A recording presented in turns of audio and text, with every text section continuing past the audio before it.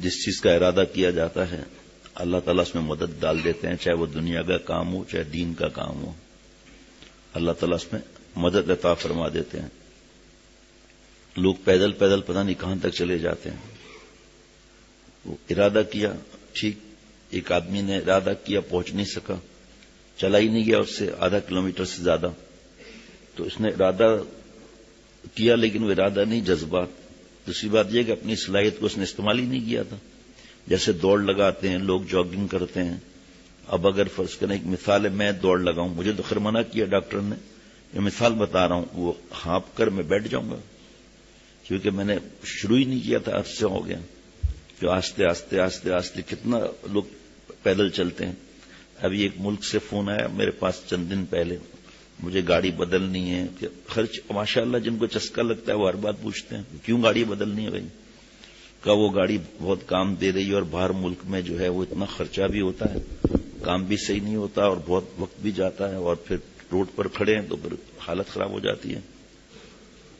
کہ ابھی فی الحال میں نے وہ گاڑی بننے کے لیے دی ہے لیکن اس پہ خرچہ بہت زیادہ ہے اور اس کو میں بیچوں گا تو وہ رقم نہیں ملے گی مجھے۔ میں نے کہا ٹھیک ہے آپ استخارہ کر کے گاڑی لے لیں، تو انہوں نے کہا ابھی تقریباً پتہ نہیں کتنے دن بتایا، کتنے ہفتے بتایا، کہ 3 کلومیٹر میں سائیکل پر جاتا ہوں فجر کی نماز پڑھنے اور 3 کلومیٹر واپسی۔ بھائی اپنی صحت کا خیال رکھنا۔ اب 2 ہفتے یا 2 مہینے یہ یاد نہیں ہے مجھے، گھٹنے میں شدید درد ہو گیا، پیروں میں شدید درد ہو گیا۔ میں نے کہا بھائی آپ کی عادت ہی نہیں ہے اتنا سائیکل چلانے کی، اتنا پیدل چلنے کی، اپنی صحت کی آپ فکر کریں۔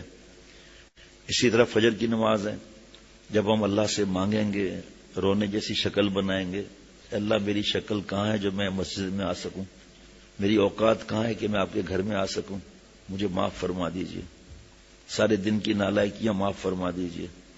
مسنون دعا پڑھ لیں۔ اس کے بعد مسنون اعمال میں کتابوں میں لکھا ہے کہ آیت الکرسی بھی ہے، ایک بار تسبیح فاطمہ بھی ہے۔ اس کے بعد بھی تو پڑھیں تو کوئی منع تو ہے نہیں، لیکن یہ دعا ہم ضرور کریں کہ یا اللہ مجھے اپنے دربار سے محروم نہ فرما، یا اللہ آپ کے علم میں جو خیر ہے اس وقت مجھے اٹھا دیجئے، پھر الارم رکھ لیجئے۔ اتنی ماشاءاللہ تیز آواز ہے اذان کی، خود اٹھ جانا چاہیے۔ اگر ہم نے اپنی عادت صحیح نہیں کی، اس کے بعد جب ہم اپنے گھروں کو جائیں گے تو نماز کیسے پڑھیں گے؟ اٹھانے والی بوڑھی ماں ہوگی، والد صاحب جلدی اٹھتے ہیں، تہجد میں پڑھتے ہیں، مسجد چلے جاتے ہیں، پھر ہمیں کون اٹھائے گا؟ اس کی بہت زیادہ فکر رکھنی چاہیے، بہت زیادہ فکر رکھنی چاہیے۔ اللہ سے مانگیں گے نا اللہ آسان فرما دیں۔ 2 نمازیں بھاری، اس پہ ثواب بھی اس حساب سے، فجر اور عصر۔ جو جہاں قیلولہ ہوتا ہے تو عصر نماز پہ اٹھنا آسان تھوڑی ہونا ہے، وہاں پر ایسا لگتا ہے جسے بدن کسی نے توڑ دیا۔ اب قطر میں فجر کی نماز ہوتی تھی 3:30 بجے، 3:45 بجے، گرمیوں میں۔ اٹھیں گے کتنے بجے آپ؟ میرے جیسا کتنے بجے اٹھے گا جس سے استنجا کا تقاضا اور دیر لگنا، تو میں کتنے بجے اٹھوں گا؟ اچھا جی، اس کے بعد جو ہے وہ جناب 11 بجے ظہر کی نماز، 11:30 ہوگی، بہرحال وقت یہی۔ اس کے بعد جناب جلدی سے کھانا کھائے وغیرہ، اور یقین کریں کبھی کبھی تو 15 منٹ سے زیادہ قیلولہ نہیں ملتا تھا۔ اب جب اللہ اٹھا رہے ہیں تو ایسا لگتا ہے بس بدن ٹوٹ گیا، وہ لیٹ ہو رہے ہیں، بس اللہ عاشق نماز پڑھتے۔ وہاں پر لباس کی غلطی اپنی جگہ پر ہے۔ میں نے ایسے کئی لوگوں کو دیکھا فجر کی نماز میں، جن ملکوں میں جانا ہوا، کوئی زیادہ ملکوں میں جانا بھی نہیں ہوا، چند ممالک میں جانا ہوا، تو خصوصاً عرب ممالک میں جو ہے نماز جلدی ہوتی ہے۔ ٹریک سوٹ پہنا ہوا ہے نماز پڑھنے، ٹریک سوٹ میں جسم پورا نظر آ رہا ہے، لیکن وہ ایک ارادہ ہے نا، اور جیسے ہی نماز ختم ہوئی اور اس وقت نکلے، اور ہم جب نکل رہے ہیں کبھی بیان ہوتا تھا کبھی نہیں ہوتا تھا، وہ پہلے کی بات ہے یہ۔ تو ہم جب نکلتے تھے تھوڑی دیر سے تو پتہ چلا پتہ نہیں کہاں تک چلے گئے، اور اب واپس چلے آ رہے ہیں وہاں سے پورا پسینہ پسینہ، وہاں تو پسینہ ویسے ہی زیادہ آتا ہے۔ ارادہ ٹریک سوٹ نہ پہنے، اور پھر وہاں پر ہانگ کانگ میں اور ساؤتھ افریقہ میں اور کچھ مساجد ماریشز میں بلکہ جتنی جگہ گئے وہاں پر گاؤن رکھے ہوئے ہیں، کیونکہ وہاں لازمی پینٹ شرٹ پہننا ہے دفتروں وغیرہ میں.